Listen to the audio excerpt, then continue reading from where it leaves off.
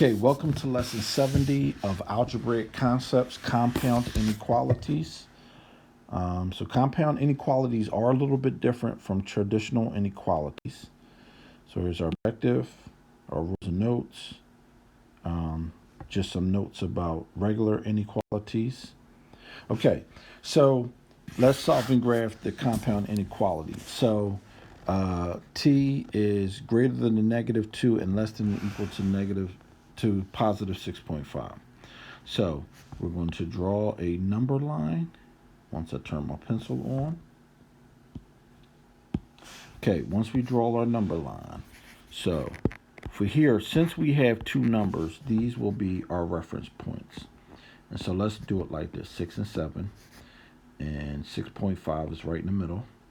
So because it's underlined, it includes 6.5.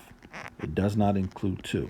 So when you have a compound inequality, it is all numbers within a range.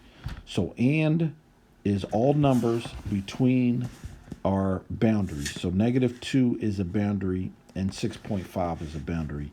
Now I showed you this before in a long time ago where you have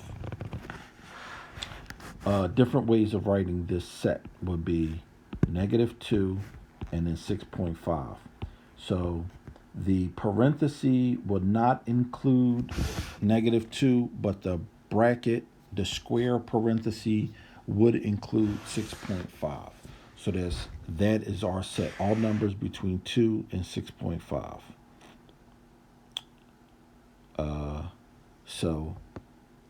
I just mentioned that because you may see sets like this on some lessons.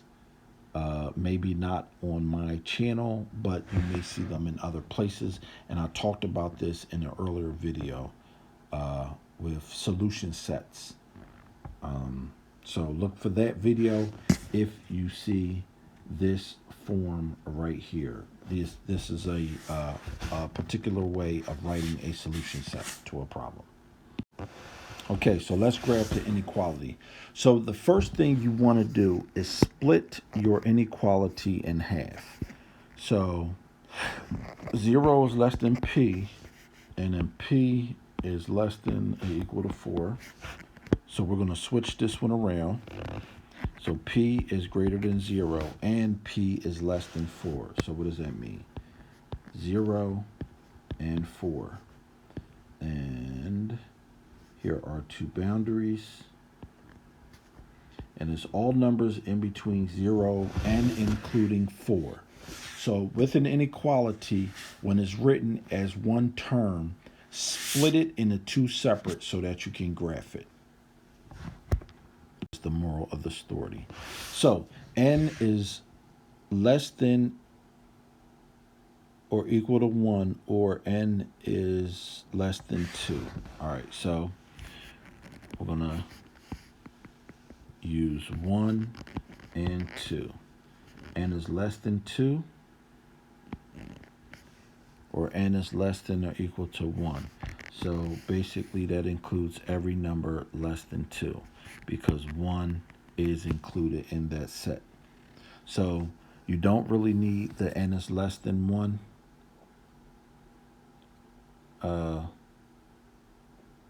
for this solution set. And it would have been weird if n was less than 1 and did not include 1 because it's included here. So sometimes you get ones that look like this. So it's all numbers less than 2. The n is less than or equal to 1 is redundant. It's an extra. It really doesn't need to be said. This can really be one inequality. Okay, so again, we're going to split. 5 is greater than or equal to p, and then p is greater than 7. So we're going to flip this one around. P is less than or equal to 5, and then p is greater than 7. So we draw a number line. We put a 5 on there, a 7 on there. All numbers less than or equal to 5, and then greater than 7. So this does not include numbers bigger than 5 and 7. So look at this one. This is a different type inequality. And usually this is an or inequality, and numbers in between are and inequalities. So like the first example where it was everything was in between, I forget what the numbers were off the top of my head, 0 and 2.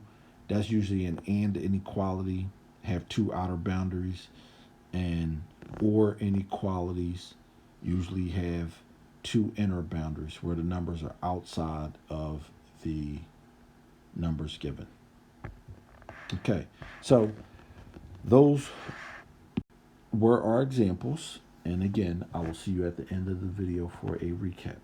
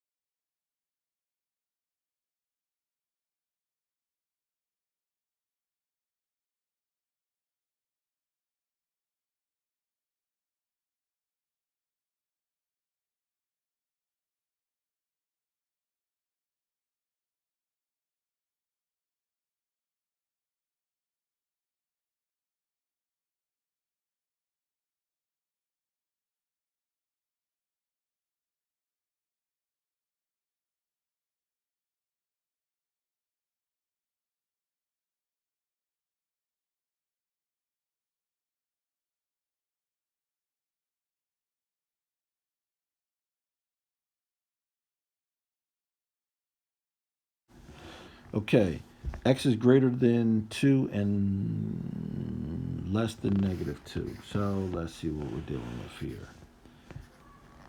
2 is our boundary.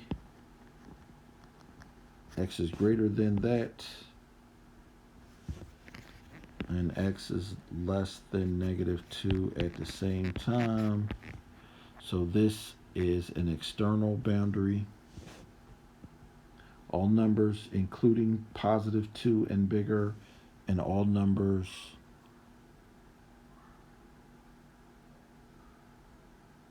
less than -2. Okay, again, split it. 2 is less than n, and n is less than or equal to 10. Flip it around, n is greater than 2, and n is less than or equal to 10. So we start at 2, open circle, we end at 10, close circles. So it's all numbers between 2 and 10, including 10. Our next one. C is less than 1, or C is greater than or equal to 1. So look at what we have here. It includes 1, so it's all numbers less than 1 or all numbers greater than 1. So this solution set is all real numbers.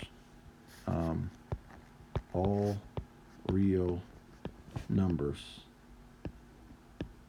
Every number that you can think of is included in the solution set. Okay, for our final problem, we're going to split the b. So 3 is greater than b, and then b is greater than 9. We got to flip this one around. B is less than or equal to 3, and then b is greater than 9. So we got 3 on the left boundary and 9 on the right boundary. Open circle at 9. B is greater than 9 and less than or equal to 3. So all numbers 3 and smaller and all numbers bigger than 9 satisfy the inequality. So this is an outer boundary inequality. So that was our lesson on compound inequalities. There will be a couple. You can always solve multi-step compound inequalities and all that, but this is the basic foundation of compound inequalities. Make sure you separate it into two separate inequalities, graph it so that you get the answer to the solution set. So thanks for watching. Subscribe to this channel, hit the notification bell, share, do all that good stuff if you like what you saw.